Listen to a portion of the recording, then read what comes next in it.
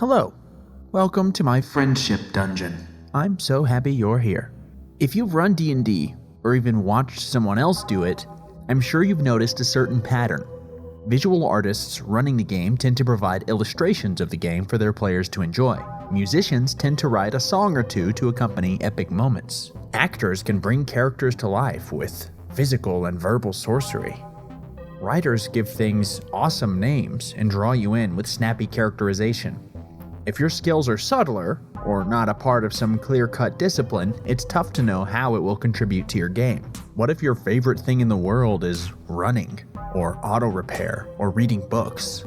Trying to connect your passions to one another to bring the attention from one area to another can feel very... I have a process for this. I need the process because I can't contain myself to one medium. This stems from a deep-rooted impatience with my progress in any one creative practice. It's pretty frustrating that my brain works that way, but there's also a method to the madness. Buckle up for some If you've seen my other videos, you know I have a certain arcane reverence for the creative process. If you're new to the channel,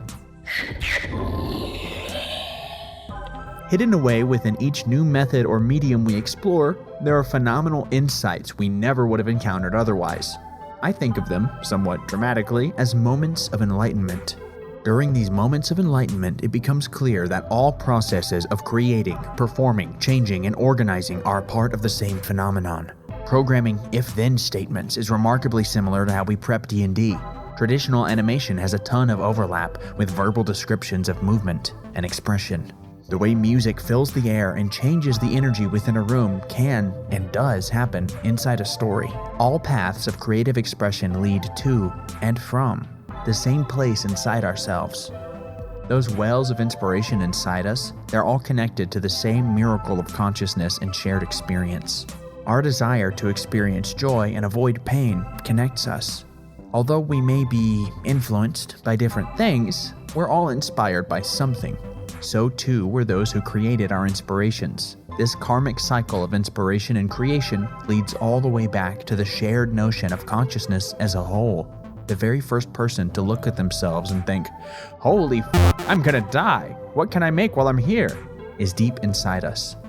It's the version of us that comes forward in the fever of inspiration when the work flows out of us, almost as though we had nothing to do with it.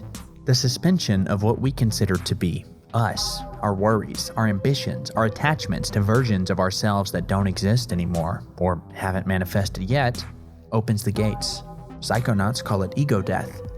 John Cleese calls it the open mode, when we're not pressured by our own aspirations, so we play. Kant calls it enlightenment as well, when we're lifted from the inability to use our own understanding without another's guidance. Buddhism refers to it as non-attachment or detachment, a part of a different sort of enlightenment. It's a domestic product of the conscious experience. It doesn't need to be imported from any faith or philosophy, but those things are tools we can use to clear the baggage away and access it. It's a place you've likely already been. When you were a kid, pouring your imagination and attention into a fantasy, it was more vivid and powerful than anything someone could tell you to do. Now, you can probably touch on it when you delve into your favorite things. Legos, painting, cooking, detailed cleaning kitchen appliances, whatever you can pour your mind into indefinitely. And whatever the thing is, it's connected to everything else you love. You can take that joy and peace and carry it with you. It's not that you can only feel happiness and contentment when you perform that task. It's that the task allows that version of you to come forward. If you can see the connections between that task and everything else in your life, between Minecraft and your day job, between sewing and relationships, between audio editing and Dungeons & Dragons, then that version of yourself can shine through whenever you need it.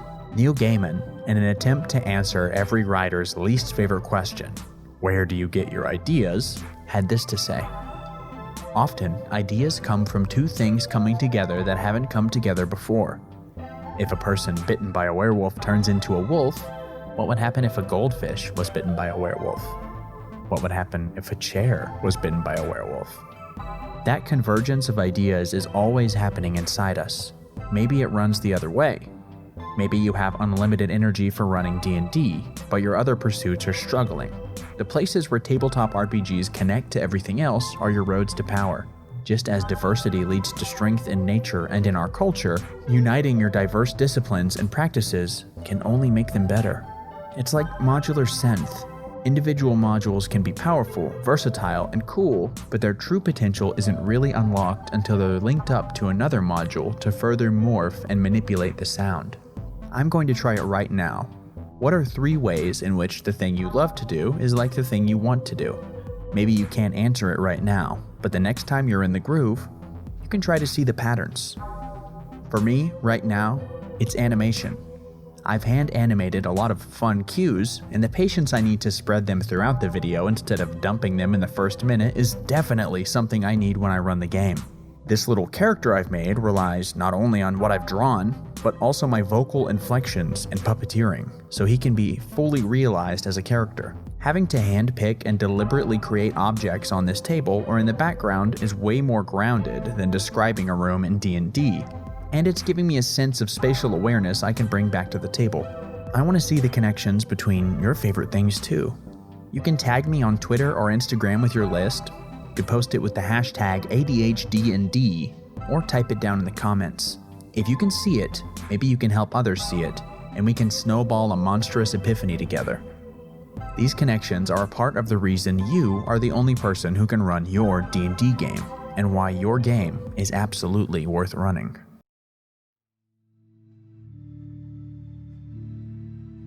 Hello, I'm Gandalf.